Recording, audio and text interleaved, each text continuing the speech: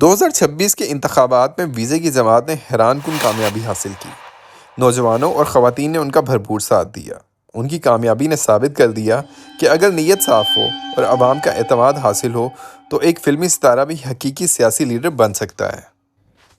थलपति विजय की कहानी सिर्फ एक अदाकार की कहानी नहीं, बल्कि एक ऐसे इंसान की दास्तान है जिसने शोहरत, दौलत और आराम छोड़कर अवाम की खिदमत का रास्ता चुना।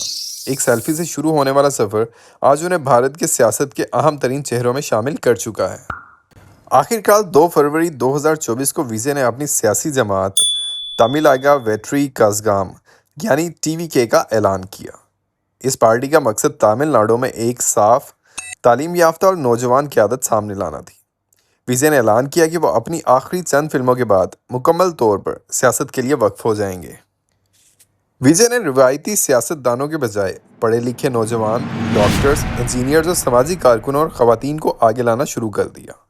उनका फोकस नौजवान नस्ल थी। उन्होंने सोशल मीडिया, यूट्यूब, व्हाट्सएप और अवामी जलसों के ज़रिए अपनी मुहिम चलाई।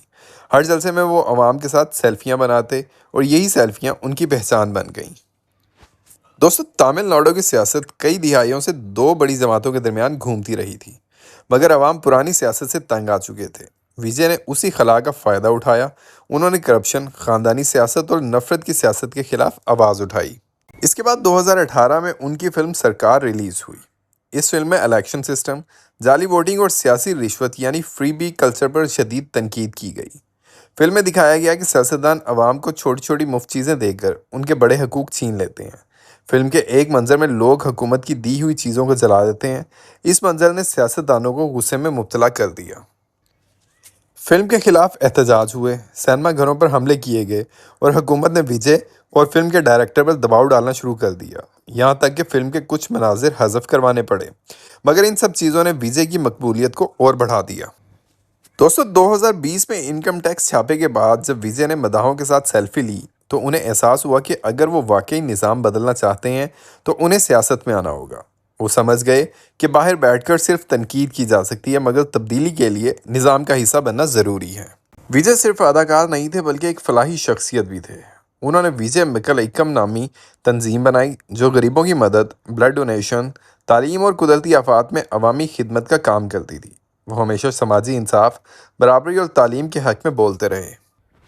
विजय की सियासत में दिलचस्पी उस वक्त बढ़ी जब उनकी फिल्मों ने हुकूमती निज़ाम पर तनकीद शुरू की। 2017 में उनकी फिल्म मरसाल में एक डायलॉग था जिसने उन्होंने भारत के टैक्स सिस्टम और अस्पतालों की ख़राब हालत पर सवाल उठाया।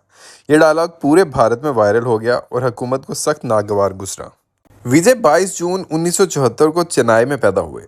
उनके वालिद S.A. चंद्रशेखर एक फिल्म डायरेक्टर थे, जबकि वालदा शोभा चंद्रशेखर गुलकारा थी। फिल्मी माहौल होने के बावजूद विजय का आगाज़ आसान नहीं था। 1992 में उनकी पहली फिल्म बुरी तरह नाकाम हुई और उनकी शक्लो सूरत और अदाकारी का मजाक उड़ाया गया, लेकिन उन्होंने हिम्मत न हारी।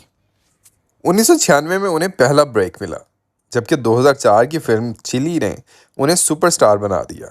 उसके बाद एक हिट फिल्मों ने विजय को जनूबी भारत का सबसे बड़ा अदाकार बना दिया। उनकी फिल्में हिंदी में डब होकर पूरे भारत में देखी जाने लगीं और वो फिल्म के लिए करोड़ों रुपए वसूल करने लगे। थलपति विजय, जिनका असल नाम जोसेफ विजय चंद्रशेखर है, आज भारत के सबसे मशहूर अदाकारों में शुमार होते हैं। लेकिन हैरानकुन बात यह है कि उन्होंने अपनी कामयाब फिल्मी ज़िंदगी छोड़कर सियासत का रास्ता अख्तियार कर लिया। इस पूरी कहानी में एक दिलचस्प मोड़ एक सेल्फी थी जिसने ना सिर्फ विजय की ज़िंदगी बल्कि तमिलनाडु की सियासत का रुख भी बदल दिया। ये वाक़या 2020 का है, जब विजय अपनी शूटिंग के दौरान इनकम टैक्स छापों के बाद वापस सेट पर पहुंचे। वहां हज़ारों बल्कि लाखों मदाह उनके इस्तकबाल के लिए मौजूद थे। विजय एक बस पर चढ़े और अपने फैंस के साथ एक सेल्फी ली। वो तस्वीर चंद घंटों में पूरे भारत में वायरल हो गई और सबसे ज़्यादा शेयर होने वाली तस्वीर में शामिल हो गई। उसी लम्हे विजय को एहसास हुआ कि अवाम उनसे सिर्फ फिल्मी हीरो नहीं, बल्कि एक हकीकी लीडर की उम्मीद रखती है।